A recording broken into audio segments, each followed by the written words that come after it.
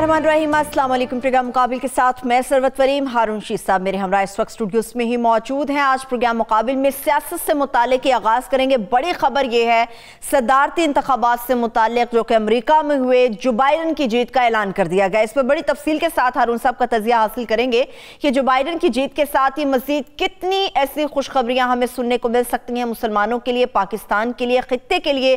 क्या असरात होंगे, पॉलिसीज़ क्या रहेंगी। एक ऐसी पॉलिसी जो सेनेटर होते हुए उनका रवैया देखने में नजर आया, मगर इसके साथ साथ इंतखाबात में जो उन्होंने कैंपेन चलाई और अब जीतने के बाद उनकी पॉलिसीज क्या रुख इख्तियार कर सकती हैं, इसके ऊपर हारून साहब का तजिया हासिल करेंगे और बड़ी तफसील के साथ इसके ऊपर बात करेंगे। मगर मुल्क की सियासत में सबसे अहम है, जिसमें बलोचिस्तान की तरफ अगर रुख करते हैं तो वहां पर जिस किस्म के साबिक वज़ीर आला बलोचिस्तान सनाउल्लाह ज़ाहरी साहब ने मियां नवाज शरीफ साहब से मुताल्लिक़ बातें की कि उनके फितरत में डसना है। जो जो उनके साथ मिला उन सब के साथ मियां नवाज शरीफ ने बेवफाई की और जो बातें उन्होंने की उसके बाद अब कहा जा रहा है कि अपोजिशन का इत्तेहाद मजीद खतरनाक सूरत हाल इख्तियार कर सकता है, मजीद दरारें पैदा हो सकती हैं। मगर इसके साथ साथ हुकूमत और अपोजिशन के अंदर भी जो एक सियासत थी वो ऐसी जातियात में उतर गई है, जिसका इजहार अली अमीन गंडापुर साहब ने एक जलसे में किया मरियम नवाज साहिबा से मुतालिक। क्या ये सियासत है कि आप किसी की भी जातियात पर उतरेंगे? क्या ये सियासत है कि आप इखलाकियात की हर हद से नीचे गिर जाएंगे? इससे मुतालिक हारून साहब से जानेंगे। गिलगित बल्तिस्तान के इंतखाबात की बात होगी। हारून साहब, सदारती इलेक्शन अमेरिका का, कुछ बात करें फिर हम मुल्क की सियासत पे बढ़ते हैं। देखिए, वो तो एक हफ्ता पहले मैंने आप सर्च किया था कि जो बाइडन जीत चुका है, इसलिए कि सर्वे जो है ना, इस दफ़ा कंपनियों ने अपनी कारकर्दगी बेहतर बनाई है। 4% का मार्जिन होता है। 4% का मार्जिन इसलिए नहीं होता कि वो ठीक सर्वे नहीं कर सकते। मार्जिन 1% का होता है, 2% का होता है। बाज़ औक़ात ये होता है कि वोटरों के रुझानात में तब्दीली आ जाती है। मैं आपको उसकी बड़ी दिलचस्प मिसाल लेता हूँ। पहली दफ़ा कौमी असम्बली के इलेक्शन लड़ा हुमायूं अख्तर ने शादरा के इलाके से, शुमाली लाहौर कह लें उसको। हाँ जी। तो उसके बड़े मसाइल हैं। वो नीची जगह है, कभी यहाँ दरिया बहता था और मियां अज़हर का भी झगड़ा इसी वजह से होता था इनसे कि वो भी उस हल्के से इलेक्शन लड़े थे। तो वो उनको टिकट ही नहीं दे रहे थे। हुमायूं अख्तर को टिकट मिला कोई 10-15 दिन पहले। अब कैंपेन वहाँ बैठे हैं और मेरे दोस्त थे, मैंने उनके साथ मिलकर एक प्रोजेक्ट भी किया था। तो अब वो बैठे हैं, क्या करें। मैंने डॉक्टर एजाज शफी गिलानी साहब को फ़ोन किया कि आप आ जाएं और इसका सर्वे कर दें। उन्होंने कहा हमारे पास कोई वक्त नहीं है, इलेक्शन में सर पे खड़े हैं और हम लोग बिजी हैं। मैंने कहा आपको क्या करना है, आपको सिर्फ लाहौर में सोना है, आखिरी फ़्लाइट पे आ जाएं और सुबह की पहली फ़्लाइट पे चले जाएं। वो खैर उन्होंने मेहरबानी की, वो आ गए। सर्वे कराया तो हैरत अंगेज़ नताइज हुए, मालूम हुए कि 18 में से 16 वार्ड में हुमायूं अख्तर जीत रहा है। लेकिन 31% वोट इस्लामी जमहूरी इत्तेहाद वाले 31% वोटर वोट नहीं डालते और 17% पीपल्स पार्टी वाले नहीं डालते। तो 16% वोट तो ये गए जी। वैसे मेजॉरिटी है, खातीन में ज़्यादा है, खुश चेहरा आदमी है, जवान आदमी है, भरपूर तवानाई से भरपूर है, जिससे कारकर्दगी की उम्मीद की जा सकती। चुनाचे सारी दानिश्वरी छोड़ के फैसला ये हुआ ट्रांसपोर्ट का बंदोबस्त करो। इस दफ़ा अमेरिका में भी ये हुआ है। अच्छा, वो सर्वे जो था वो उसके नताइज को मुतशक्किल करना ये अहम है। ये सेल्फ डिसेप्शन में गया है। डोनाल्ड ट्रंप उसने कहा जी कि डाक से वोट जो है ये नहीं डालने चाहिए और ये और वो, उसमें फंस गया वो दलदल में। उसी में कंपनियों ने अपनी कारकर्दगी बेहतर बनाई। पिछली दफ़ा बाद अंदाजे गलत हुए थे, इस दफ़ा ना सिर्फ उनके अंदाजे दुरुस्त हुए बल्कि मसलन अगर वो जो बाइडन को जीतता हुआ दिखा रहे थे जितने पॉइंट से, बाद जगह पे उससे ज़्यादा पॉइंट से जीता। पेंसिल्वेनिया के बारे में कहा जा रहा था कि हाँ वो हार जाएगा, लेकिन देखिए उसके रिजल्ट। अरिज़ोना में भी, हाँ जी। अब वो कुछ रिजल्ट बता रहे हैं 273 और कुछ बता रहे हैं 284। अरिज़ोना के 11 शामिल करें तो 253 तो उसके कंफर्म पहले ही थे। 20% जो बाइडन के हक, ठीक है ना। ठीक है, पॉलिसीज पे आएंगे हारून साहब जरा अपनी, तो वो बाकी पॉलिसीज पे आएंगे। देखिए, हमें लोकल पॉलिटिक्स पे जरा बात कर लें, जो बाइडन के क्या असरात हो सकते हैं। सबसे ज्यादा सऊदी अरब पे, ठीक है, और वो कॉन्शियस हैं और उनके लिए बड़े प्रॉब्लम्स पैदा होंगे। हमारे लिए ये होगा कि अफगानिस्तान पे असर नौ गुफ्तगू होगी, लेकिन ये तारीखी प्रोसेस से ये रुक नहीं सकता। ठीक है, چین کا میں بتا چکا، وہی کنٹینمنٹ کی پالیسی یہ ہے کہ وہ مار داڑ والی گفتگو نہیں ہونی، ٹھیک ہے، اور انڈیا میں بنیادی حقوق کا سوال اٹھایا جائے گا وغیرہ وغیرہ. ٹھیک ہے، اس پہ بات کر لیں گے ہارون صاحب. اب ہمارا دیکھیے نا جی، جو ہماری صورتحال ہے نا وہ الجھتی چلی جا رہی ہے، اس میں ہیجان بھی بڑھ رہا ہے، الجھاؤ بھی بڑھ رہا ہے. صرف اس میں چند چیزیں واضح ہیں. جی، نون لیگ میں شکست و ریختہ. بلاول نے آج کہا، بلاول صاحب اب مقابلہ کرنے پہ اتر آئے ہیں اس کا غلط بیانی میں محترمہ کا. انہوں نے کہا کہ حکومت ہوگی ہی نہیں، ٹھیک ہے. اچھا، اور صوبے کے بارے میں بھی اسی طرح کی بات کی. جی بھائی حکومت ممکن ہو ممکن نہ ہو، مطلب اس طرح کے دعوے جو آپ کر رہے ہیں وہ کس بنیاد پہ کر رہے ہیں؟ اور یہ بھی کہا کہ ان کے لوگ انہیں چھوڑ کے جا رہے ہیں. کس کے لوگ چھوڑ کے جا رہے ہیں؟ بھائی پی ٹی ایم خطرے میں ہے.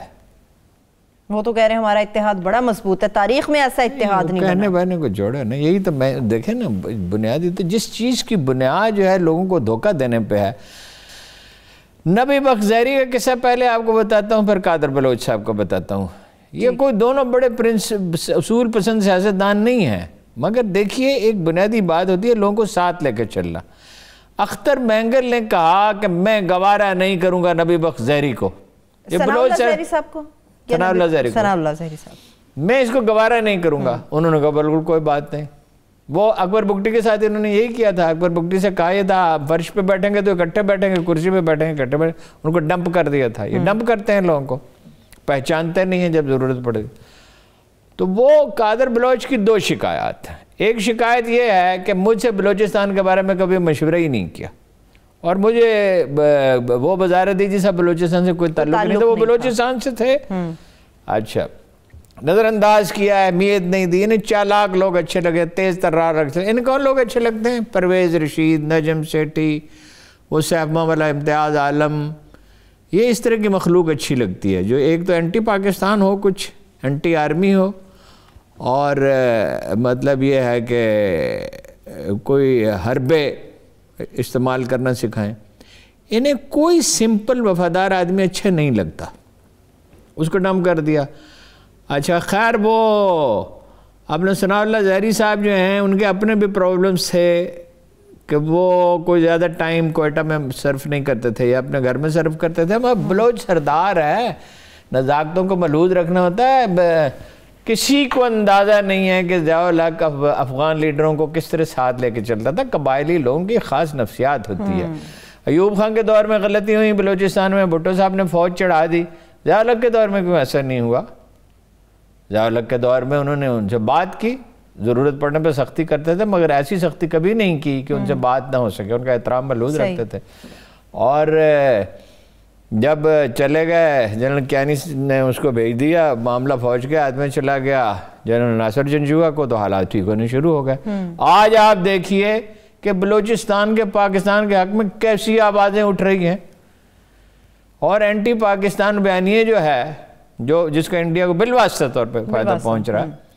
مولانا محمد خان شیرانی جو کہتے تھے میں جمعیت علماء ہند کا ممبر ہوں، وہ مولانا فضل الرحمان سے اختلاف کر رہے ہیں. اور حافظ حسین احمد اختلاف کر رہے ہیں جو قاضی حسین احمد کے جنہوں نے اپوزیشن لیڈر نہیں بننے دیا تھا. وہ ٹھیک ہے کنٹینیو.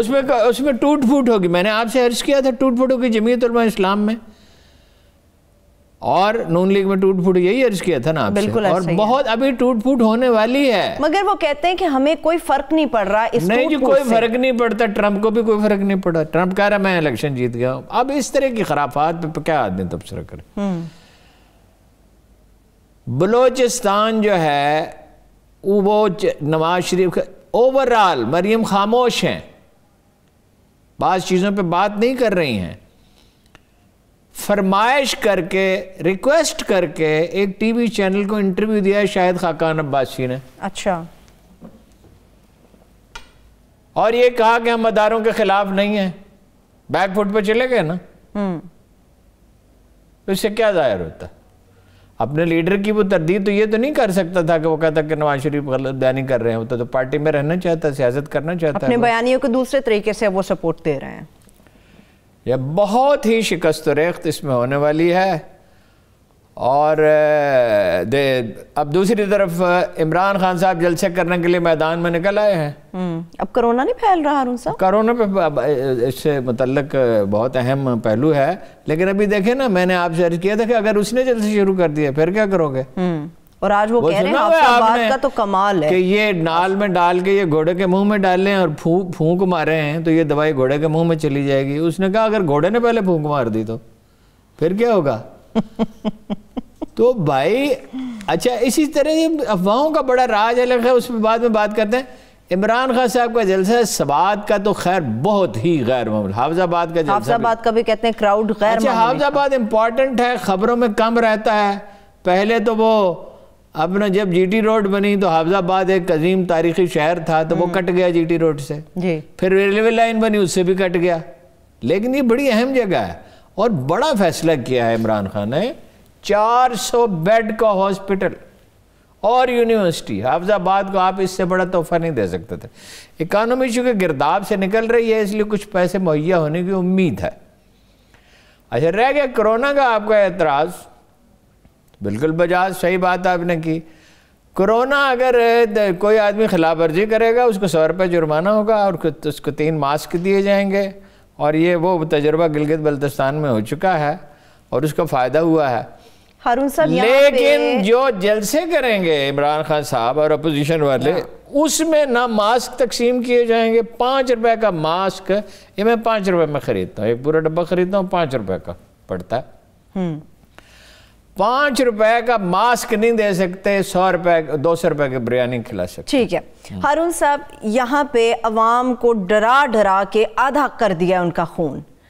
کرونا ہے کرونا ہے، کرونا سے بچیں. اسکولوں کا مسئلہ درمیان میں پھنسا رہتا ہے، تاجر اپنے لیے پریشان رہتا ہے، لوگ گھر سے نکلنے میں پریشان رہتے ہیں، ہم اپنے آفس آنے پہ پریشان ہو رہے ہوتے ہیں. مگر عمران خان صاحب ملک کا وزیر اعظم جلسہ کرتا ہے، بھر بھر کے لوگوں کی ایک بھیڑ وہاں پہ نظر آتی ہے، تو تب کرونا نہیں پھیلتا. یہ کیسے متضاد بیان؟ 10,000 سے زیادہ وہاں لوگ نہیں ہوں گے. چھوٹا سا قصبہ وہ رہ گیا ہے، وہ اس طرح تو آباد نہیں رہا. جی ٹی روڈ اور ریلوے سے کٹنے کے بعد اس میں کوئی ترقی تو نہیں ہو رہی، اور 10,000 کا بہت بڑا جلسہ ہوتا ہے. تو ماسک کتنے کے چاہیے تھے؟ ایک ماسک جو ہے 50,000 روپے کے ماسک چاہیے تھے. آبویسلی 20-30 لاکھ روپے خرچ ہوئے ہوں گے. سٹیج ہے، یہ ہے، طرح طرح کی ضرورتیں ہیں، اور آج کل تو کھانے بھی کھلائے جاتے ہیں، پتہ نہیں انہوں نے کھلائے یا نہیں. لیکن یہ کراؤڈ قیمے کے نان والا نہیں لگ رہا تھا ہارون صاحب جتنا نہیں، اس سے بحث ہی نہیں ہے. مطلب وہ تو اس میں کوئی دوسری رائے ہی نہیں ہے کہ عمران خان سے بڑے جلسے کر سکتا. ایک اور چیز کا اختلاف ہے. اچھا اپوزیشن والے بھی، اچھا گلگت بلتستان، انسان مرتے جائیں اس کی کوئی اہمیت نہیں ہے. جیسے تھر میں مر گئے اس کی کوئی اہمیت نہیں ہے، کوئی فرق نہیں پڑا. ہاں جی، یہ کیڑے مکوڑے ہیں. ان لیڈروں کو کوئی خدا کا خوف کرنا چاہیے. اور وہ دیکھیے مطلب ان کا رویہ کس چیز سے ظاہر ہوتا ہے. مخالفین کے بارے میں آدمی کا جو طرز عمل ہوتا ہے. آریانہ فلانچی سے بھٹو نے خود کہا تھا کہ دیکھنا یہ ہوتا ہے کہ آدمی کا، نہیں آریانہ فلانچی نے کہا، ساری جو سب سے اچھے انٹرویو کرنے والی خاتون تھی، اس کی کتاب ہے جو جرنلزم کے اسٹوڈنٹس کو پڑھنی چاہیے، انٹرویوز ود ہسٹری. ہسٹری امام خمینی کا بھی کیا اس نے، قذافی کا بھی کیا، بھٹو کا بھی کیا، دنیا کے بڑے لیڈروں کا انٹرویو کیا اس نے. تو کہ دیکھنا ہوتا ہے مخالفین کے ساتھ آدمی کا ایٹیچیوڈ کیا ہے. ابھی بھٹو صاحب اقتدار میں آئے تھے، وہ اس کی تفصیل پھر کبھی بیان کروں گا کہ کیسے انہوں نے اس کو پرسو کیا کہ یہ حصے کاٹ دو اور یہ کاٹ دو، اور اس نے ظاہر ہے نہیں مانی.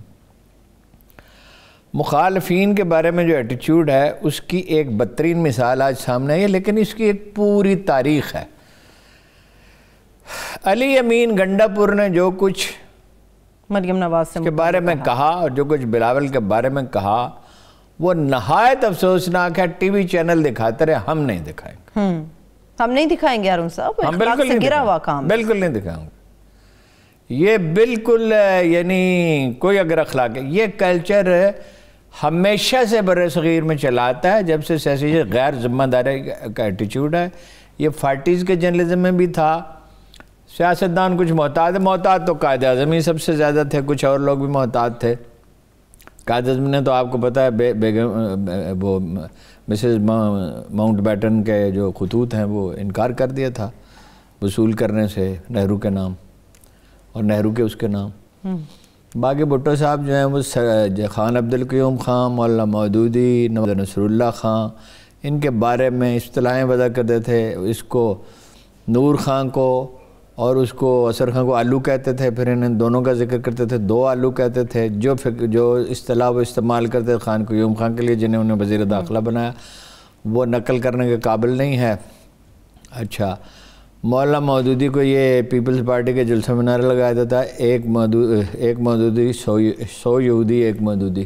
ٹھیک ہے، وہ ایک شریف انسان تھا، اس کی سیاست جو بھی ہو، اور سیاست تو جماعت اسلامی کی ناکام ہی ہو گئی، مگر وہ ایک نہایت معزز اور شائستہ آدمی تھا. اور اس کو امریکہ کا ایجنٹ یہ ثابت کرتے تھے، حالانکہ امریکہ کے خلاف اگر کوئی تھا تو وہ دراصل تو وہی تھا. یہ تو سارے بعد میں امریکہ سے جا ملے، ترقی پسند بھی. اچھا، پھر یہ نواز شریف نے تو اتنی بڑی کریکٹر اسیسینیشن کیمپین کی. میں صرف اگر عمران خان کے بارے میں کیمپین کی آپ کو تفصیلات بتاؤں، وہ تو بہت پیپلز پارٹی کا بہت ذکر ہوتا ہے، بجا طور پہ ہوتا ہے.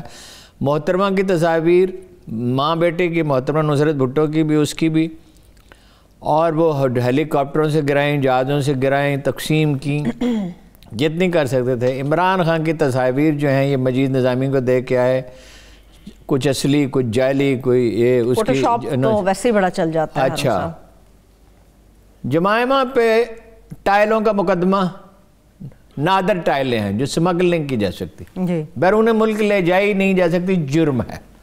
وہ ٹائلیں اس کے گھر پہ لگی ہوئی ہیں اور وہ بازار سے آپ خرید سکتے ہیں، آج بھی خرید سکتے ہیں. ٹھیک ہے، وہ ایک تصویر سی بنتی ہے، کلاسیکل تصویریں جو ہوتی تھی وہ ٹائلوں پہ بھی بنائی جاتی ہیں. تو اس کو پسند آئی کہ بھائی یہ یورپ میں تو نہیں ملتی ہیں، تو وہ 1 سال آ نہیں سکی. اس کا بھی اس کے دفاتر بند کر دیتے تھے، اس کے بینر اتار دیتے تھے. چلیے بریک سے واپس آ کے اس پہ بات کرتے ہیں. ہارون صاحب ایک چھوٹی سی بریک کی طرف بڑھتے ہیں، بریک سے واپس آ کے یہیں سے کنٹینیو کریں گے. اس وقت نون لیگ کی پوری قیادت اور تمام رہنما اس چیز کو سامنے رکھ رہے ہیں کہ زاہدی صاحب کے ناراض ہونے کی وجہ یہ ہے کہ جلسے میں جو سٹیج تیار کیا گیا وہاں پر کرسی نہیں تھی. مگر ہارون صاحب سے میں جانوں گی کہ زاہدی صاحب کے غصے کی اصل وجہ کیا ہے. ایک چھوٹی سی بریک، اسٹے ود اس.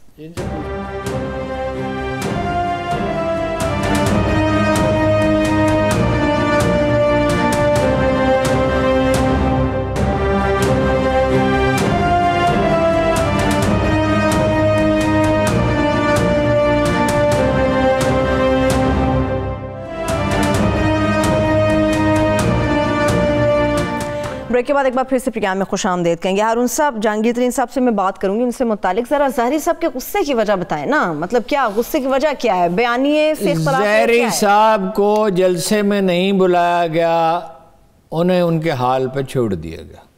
مطلب اختر مینگل کو صاحب ناراض نہ ہو جائیں، ان کی سیٹیں ہیں نا قومی اسمبلی میں، کچھ صوبائی اسمبلی میں. زاہدی صاحب بھی تو ان کے ساتھ ملے ہوئے نا. نہیں ساتھ بھائی، وہ دیکھو نا، نواز شریف صاحب سعودی عرب کے ساتھ بھی ہیں، پارلیمنٹ میں انہیں ذلیل و رسوا بھی کیا یمن پہ، کوئی ضرورت نہیں تھی اس مسئلے کو پارلیمنٹ میں لانے کے. چین کے ساتھ وفادار بھی ہیں، مگر چین کو دھوکہ بھی دے سکتے ہیں، امریکہ کے ساتھ جا سکتے ہیں.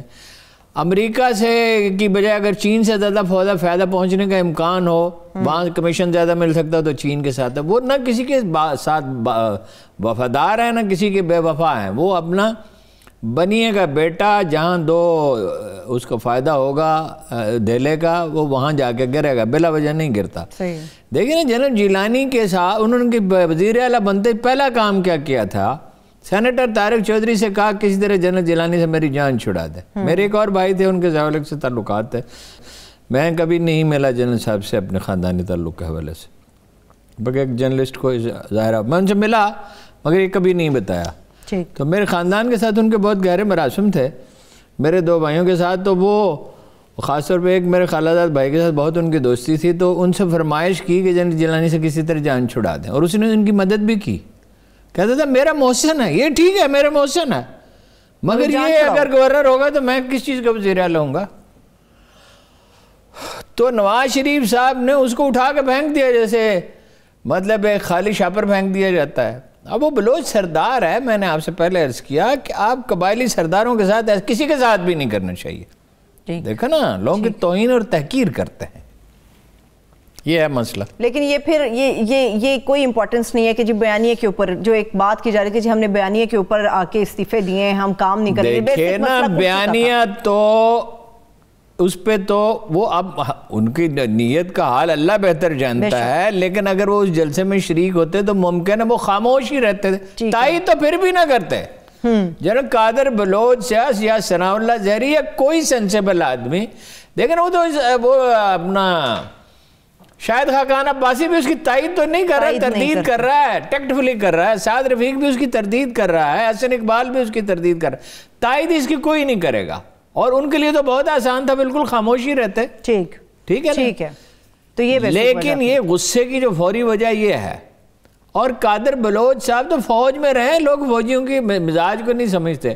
جو بچہ 18 سال کی عمر میں فوج میں جاتا ہے، 18 سال کی عمر میں ہی جاتا ہے نا، وہ وہاں رہتا ہے 2 سال، تو اس کو کچھ سبق پڑھائے جاتے ہیں، مثلا یہ کہ شہادت، مثلا یہ کہ فوجی ڈسپلن، دوستوں سے وفاداری۔ 2 دوست گئے سینما دیکھنے کے، رات کو کاکول کے سے ہاسٹل سے نکلے، سینما دیکھنے کے لیے ایبٹ آباد شہر چلے گئے، واپس آئے، ان میں سے اگر ایک نے کہہ دیا کہ اس نے مجھے بہلایا تھا، اس نے مجھے کہا، اس نے مجھے آمادہ کیا سینما دیکھنے پہ، تو جو آدمی دوسرے دوست پہ ذمہ داری والا ہے اس کے نیگیٹو ریمارکس اس کی فائل میں لکھ دیے جائیں گے، اور اگر اس نے اسی کمزوری کا مظاہرہ ایک سے زیادہ بار کیا تو اسے فوج سے نکال دیا جائے گا اسی سٹیج پہ۔ ٹھیک ہے، فوجی کی ایک تربیت ہوتی ہے، وہ فوج کے ساتھ مخلص ہے، فوج ایک خاندان ہے، اس میں ایک کمیونٹی سینس ہے، اسی لیے فوج ایک ادارہ ہے۔ فوج نے 10-15 سال پہلے کاغذ کا استعمال ترک کر دیا تھا۔ یہ ایک ماڈرن آرمی ہے،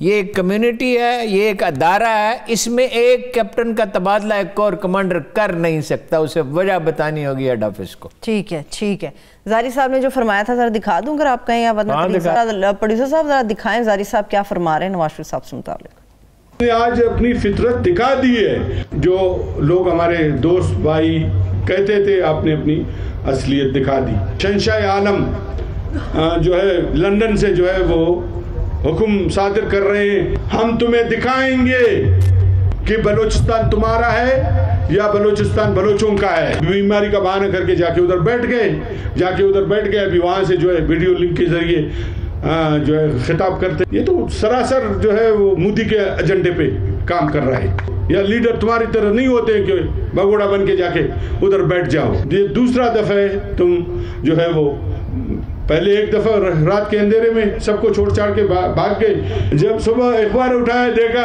میاں صاحب جدہ پہنچ۔ چلے اس کے ساتھ ہی ہر صاحب ڈسکشن کی کوئی وجہ باقی نہیں رہی۔ دیکھیے جی، اتنا سخت لہجہ عمران خان ابھی اختیار نہیں کیا جتنا زاری صاحب کا ہے، ٹھیک ہے۔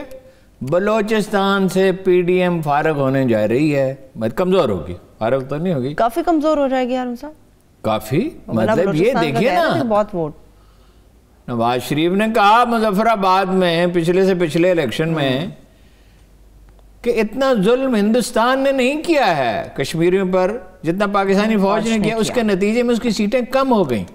اگلی کمپین میں نہیں کہا اس نے۔ بلوچستان میں امن کس نے قائم کیا ہے، دہشت گردی کس نے قائم کیا ہے، لوگوں کو سینس آف پروٹیکشن کس نے دی ہے، کوئی درجنوں تربیتی ادارے کس نے قائم کیے ہیں جہاں کام سیکھ کے بلوچ نوجوان جو ہیں کراچی میں یا خود کوئٹہ میں مختلف شہروں میں برسر روزگار ہوتے ہیں۔ تو لوگ جو ہیں وہ، اور پھر یہ دیکھو خواتین کے لیے مینا بازار کا بندوبست کرتے ہیں، جلسے کرتے ہیں، وہ میلے کرتے ہیں، کیا کیا جو کچھ ہو سکتا ہے خوش خلقی سے پیش آتے ہیں، کوتاہیاں بھی ہوتی ہیں، یہ نہیں ہے کہ لیکن انہوں نے کریڈٹ دیا ہے بلوچستان کی قیادت نے کہ بھائی واقعی جو کچھ کیا فوج نے کیا، امن قائم کیا۔ چلیے آگے بڑھتے ہیں، ترین صاحب پہ آتے ہیں ہارون صاحب۔ ترین صاحب کل ہم بات کر رہے تھے، خان صاحب کو خود ذاتی حیثیت میں جانا چاہیے عیادت کے لیے، ترین صاحب پہنچے تھے، انہوں نے عیادت کی ہے چودھری صاحب کی۔ نہیں، وہ خان صاحب کو کسی کے مرنے جینے سے کوئی خاص بزدار کو تو تھپکی دینے آتے ہیں، وہ دلچسپی نہیں، بزدار کو تھپکی دینے کیا آتے ہیں، اپنے اقتدار کے لیے آتے ہیں نا۔ دیکھیے ترین صاحب اس کو چھوڑیں، خان صاحب اس معاملے میں کوئی مرے یا کوئی جیے، وہ نہ تعزیت کے لیے جاتے ہیں، نہ کسی کی شادی، نہ کسی کی، حالانکہ میرے ساتھ تو وہ کرتے تھے، میرے بچوں کی شادیوں پہ بھی آئے، چاہے مصروف ہوں جو بھی ہوں، لیکن یہ کہ بہت سے واقعات ہیں، کسی کی والدہ کا انتقال ہو گیا، یہ ٹیلی فون کرنا بھی کور نہیں کرتا۔ ترین صاحب نے کلیئر سگنل دیا ہے، میں مسائل چاہتا ہوں، 2 باتیں بالکل واضح ہیں۔ ایک تو اسٹیبلشمنٹ کے ساتھ ان کے تعلقات ہیں اور بہت اچھے تعلقات ہیں، دوسرا یہ نظر آ رہا ہے کہ بیچ میں دوست پڑے ہیں، انہوں نے سمجھایا ہے کہ بھائی یہ کام کا آدمی ہے، بیوروکریسی پہ اتنی ڈیپینڈنس، اب گلگت بلتستان میں اگر ترین ہوتا تو سچویشن مختلف ہو سکتی، مختلف ہوتی۔ اب اس نے پھر سگنل دیا کہ چینی کی قیمت کم کرنے کے لیے میں کنٹریبیوٹ کروں گا۔ دیکھیں نا، وہ ایک ذہین آدمی بھی ہے اور وہ ڈیلیور کرنا جانتا ہے۔ 15 نومبر سے یا 10 نومبر سے کا کرشنگ شروع ہو جائے گی، تو چینی کا اگر پیداوار بڑھ گئی تو ظاہر قیمتیں کم ہو جائیں گی، وہ دباؤ ڈالے گا، باقی شوگر ملوں پہ بھی دباؤ آئے گا، اور شوگر ملوں والے سارے کوئی ایسے تو نہیں ہیں کہ جو خدا نخواستہ کوئی جرائم پیشہ تو نہیں ہے۔ دیکھیے منافع کے لیے تو تاجر، تو جو خط ہے حضرت علی کرم اللہ وجہہ کا مالک بن اشتر کے نام، اس نے کہا تاجروں پہ نظر رکھو، ان کی نفسیات، اس میں اشارہ یہ ان کی نفسیات ہوتی ہے، منافع ان کی ترجیح ہوتی ہے، لیکن باقی ان کو جرائم پیشہ تو ان کو تاجروں بزنس مین کے بغیر، انڈسٹریلسٹ کے بغیر کیا وہ ملک چلتا ہے؟ معیشت ان کے ساتھ ہی چلے گی نا۔ حکومت کا کام تو رسول اللہ نے فرمایا کاروبار نہیں ہے۔ اس نے سگنل دے دیا، صحیح، چینی سستی کرنے میں ہیلپ کروں گا۔ کوئی عمران خان کے خلاف وہ بات نہیں کر رہا، بات جتنے کی اپوزیشن کے خلاف کی، تو پیپلز پارٹی میں وہ نہیں جا سکتا، پیپلز پارٹی سندھ تک محدود ہے، نون لیگ میں جا کے وہ کیا کرے گا، اسے کیا فائدہ ہوگا؟ تو اس کا رول آنے والے دنوں میں بڑھ سکتا ہے، یہ خان صاحب پہ منحصر ہے۔ صحیح۔ ایک مجھے خطرہ ہے، کیا؟ خان صاحب سامنا نہیں کر سکے کہ جہانگیر ترین کا، حالانکہ جہانگیر ترین کوئی انہیں شرمندہ نہیں کرے۔ نرم گوشہ تو ہے ان کے دل میں ہارون صاحب، بس نرم گوشہ بھی ہے، سوجھ بوجھ نہیں ہے نا۔ ہو سکتا ہے عمران، میں نے آپ سے پہلے کہا تھا دونوں کے لیے بہترین راستہ ایک دوسرے کے ساتھ چلیں، ایک دوسرے کے ساتھ چلیں، تنقید نہیں ہو جائے گی ہارون صاحب؟ نہیں تو وہ نامنظر عام پہ ہے نا، اس کو کہ یہ کچھ ضروری ہے، مثلا یہ تھوڑی سی مدد ہے، اگر چینی کی قیمت 20 روپے 25 روپے کم ہو جائے تو کیا یہ ہیلپ نہیں ہے؟ یعنی بات بن سکتی ہے، ٹھیک ہے۔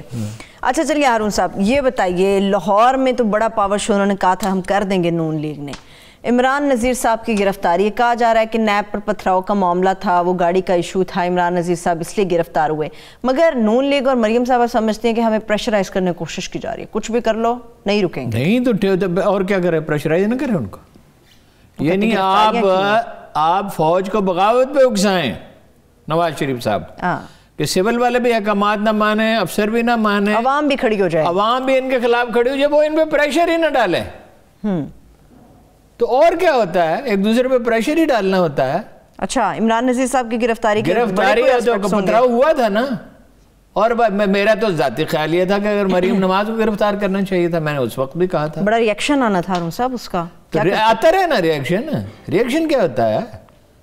اس نے کہا 3 گھنٹے ڈیبیٹ ہوئی، اورنگزیب عالمگیر کے یونانی ہسٹورین نے لکھتا، اس زمانے میں پتہ نہیں کہاں وہ آیا اور دربار میں پہنچا، تو اس نے لکھا ہے کہ 3 گھنٹے بحث ہوئی اور اورنگزیب عالمگیر جو ہے وہ سر جھکائے سنتا رہا۔ شیوا جی ایک باغی تھا اور اسے گرفتار کر کے جیل میں رکھا گیا تھا، اور نہایت تحمل سے 3 گھنٹے اس نے دلائل سنے، جس میں زیادہ تر نے کہا رہا کر دیا جائے، بڑا ان کا مذہبی پیشوا بھی ہے اور جنرل بھی ہے اور یہ ہے اور وہ ہے۔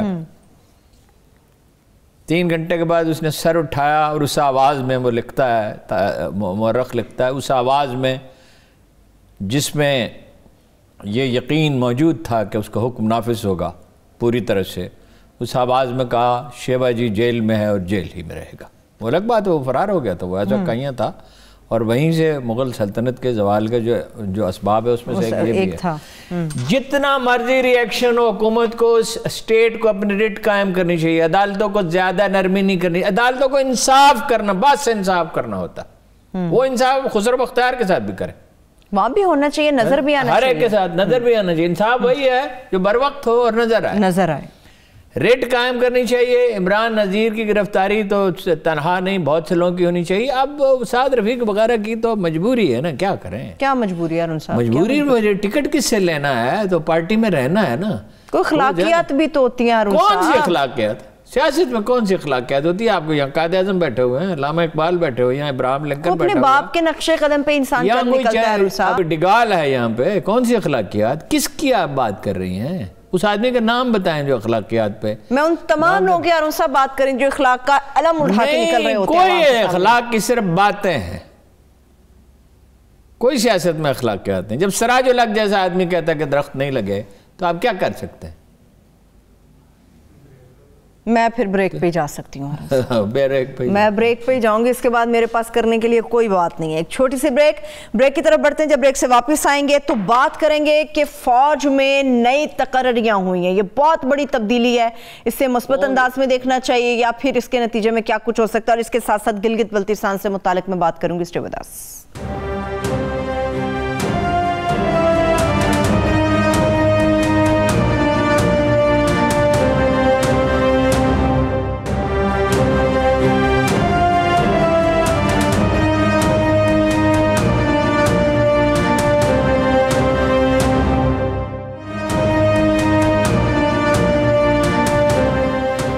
Welcome back. گلگت بلتستان پہ ہارون صاحب بات ہوگی, مگر یہ جو بہت ہی بڑی خبر ہے ہارون صاحب کہ فوجی افسران کی نئی تقرریاں ہوئی ہیں, تو اس کو کس سم پیرائے میں دیکھ سکتے ہیں؟ کیا بہت بڑی تبدیلی؟ میں تھوڑا سا سینیٹائزر لگا لوں, ہوئی نہیں ہے, ہونے جا رہی ہیں. اور اس پہ جو یہ بلاگرز ہیں اور یہ جو یوٹیوب چینل پہ جو ہیں اپنا خبریں دینے والے, اب کچھ خبریں کچھ افواہیں, او بڑا ایک انقلاب عظیم رونما ہو رہا ہے. اچھا, نہیں ہو رہا؟ کوئی تعلق ہی اس کا نہیں ہے قومی سیاست کے ساتھ. پہلے تو میں آپ کو یہ بتاتا ہوں فوجی افسروں کا انتخاب کیسے ہوتا ہے. ان میں سے جو اکثر لوگوں کو جو بڑے بڑے دعوے کر رہے ہیں یہ معلوم ہی نہیں ہے فوجی افسروں کا انتخاب کیسے ہوتا ہے.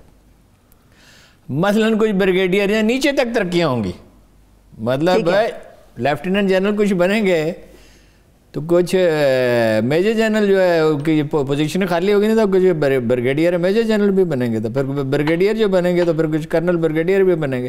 دیکھیں میں آپ کو اس کا طریقہ کار بتاتا ہوں, ہم بہت ڈیٹیل میں نہیں جاتے. کچھ میں آپ کو بتاتا ہوں, کچھ میجر جنرل چنے جانے ہیں, کچھ لیفٹیننٹ جنرل چنے جانے ہیں. اچھا, اس کا پروسیس کیا ہوگا؟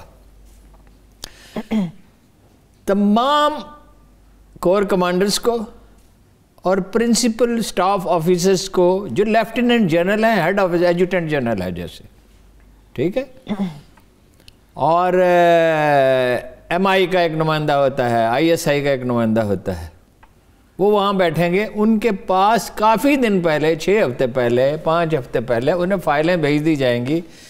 بریگیڈیئر رفیق صاحب ہیں, فرض کیجئے کوئی ایک فرضی نام ہے بریگیڈیئر رفیق, میں نے اس آدمی کا نام لیا جس کو ریٹائر ہوئے بھی 40 سال ہو گئے, اور کئی مطلب بتا دیا فرضی نام ہے یہ. اچھا, یہ فائل بھیج دی جائے گی. کچھ لوگوں کو فوجیوں کا انٹریکشن بہت زیادہ ہوتا ہے, وہ جانتے, کافی لوگوں کو ہوتے ہیں لیکن نہیں جانتے, تو اس میں معلومات ہوتی ہیں کہ یہ اس کے پلس پوائنٹ ہے, یہ نیگیٹو پوائنٹ ہے, فلاں موقع پہ اس نے یہ کیا, فلاں موقع پہ اس نے کیا. بہت سینسٹیو انفارمیشن ذاتی جو ہے وہ اس میں نہیں لکھی ہوتی, لیکن اگر ضرورت پڑے تو وہ بھی ظاہر کر دی جاتی ہے ڈیبیٹ کے دوران.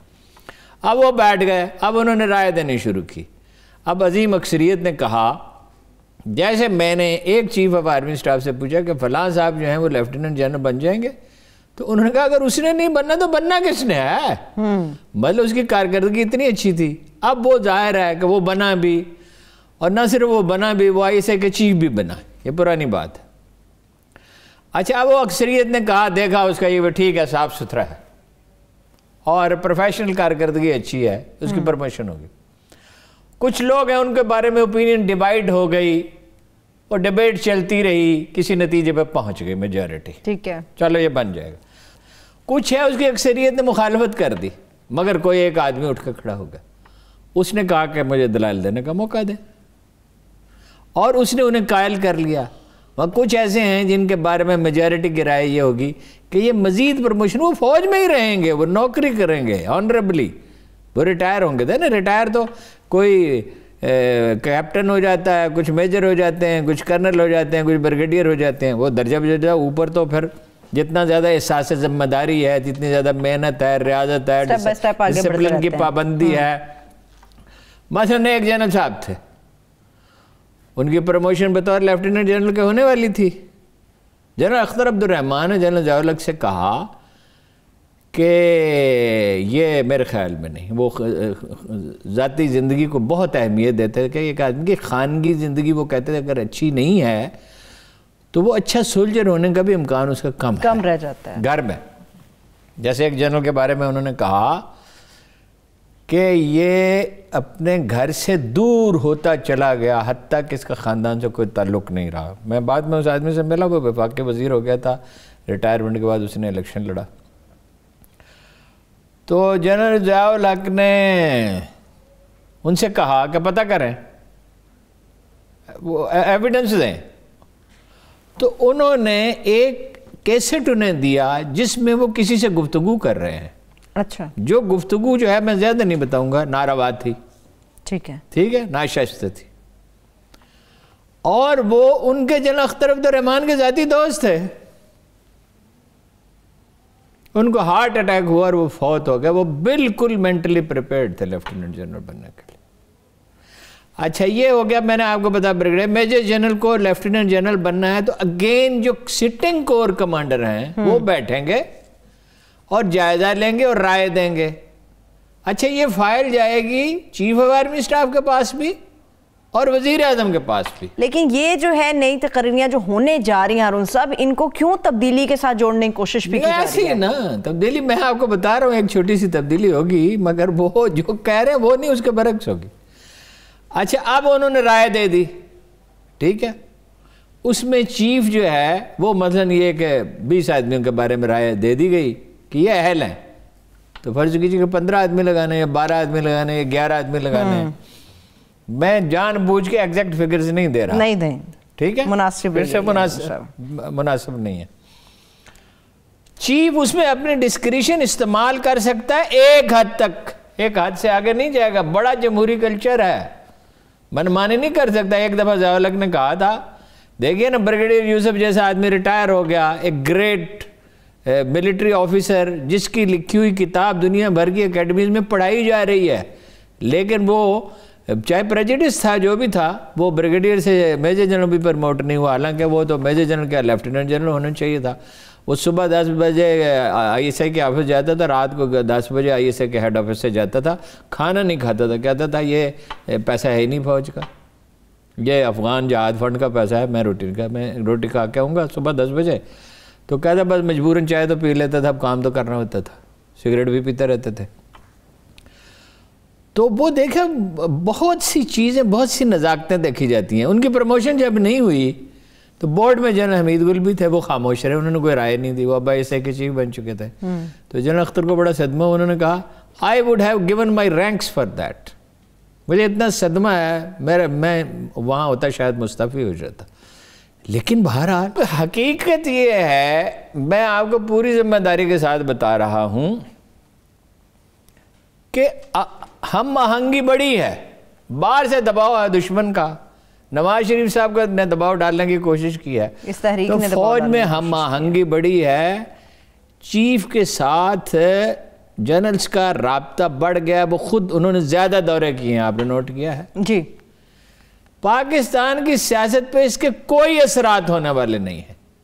دیکھیے جب چیف بدلتا ہے اس کے اثرات ہو سکتے ہیں. ان تقرریوں کے اوپر یہ نہیں کہا جا سکتا کہ کسی قسم کو سیاست سے متعلق کوئی تبدیلی اس کے نتیجے میں آنے والے نہیں ہے. فوج کا اندرونی معاملہ ہے، یہ ایک سسٹم ہے. اچھا یہ کوئی سسٹم نہیں پاکستان آرمی نے بڑا کمال کیا ہے، یہ برٹش آرمی کا بنایا ہوا سسٹم ہے، جس میں ہم نے تو یہ کیا نا کہ اس کے لوکل جو ضروری چیزیں تھیں اس میں شامل کر دی. مثلا مسلم ہسٹری پڑھائی جاتی ہے، ایک جذبہ شہادت کا تصور ہے، اور اس کے نتیجے میں موٹیویشن کا لیول بہت زیادہ ہے پاکستان کے فوجی افسر میں. یہ وار ہارڈنڈ آرمی. تو کیا آپ کا خیال ہے کہ احمقوں کو ترقی دے دیں اور نالائقوں کو ترقی دے دیں پھر شکایت نہیں ہوگی؟ اور شکایت ہوتی ہے تو اس سے غیبت ہوتی ہے، اس کے بعد جتھہ داری ہوتی ہے، بغض و عناد پیدا ہوتا ہے.